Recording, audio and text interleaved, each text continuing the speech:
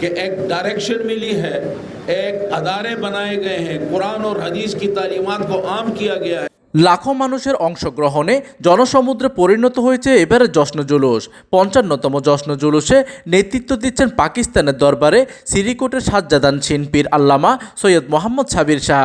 সঙ্গে আছেন সাহেবজাদা সৈয়দ মোহাম্মদ কাসেম শাহ ও শাহজাদা সৈয়দ মোহাম্মদ আকিব আহমেদ শাহ।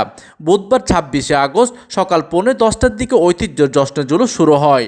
ভিড় পেরিয়ে সেই জুলুস অপর প্রান্ত টাইগার পাসে পৌঁছে দুপুর 12:30টায়। এই সময় আকাশে মেঘে ছেয়ে যায় ফোঁটা ফোঁটা বৃষ্টি শুরু হয়।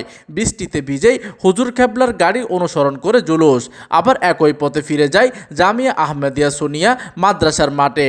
ফিলিস্তিনের উপর যেভাবে জুলুম হচ্ছে, বিভিন্ন দেশে যেভাবে হচ্ছে, ভারতীয় মুসলমানদের উপর কী অত্যাচার হচ্ছে, এই অত্যাচার বন্ধ করতে হলে বিশ্বের মুসলমান ঐক্যবদ্ধ হতে হবে। আজকের এই লোকারণ্য বছরকে বছর বেড়েই চলছে, এই জুলুস কমছে না।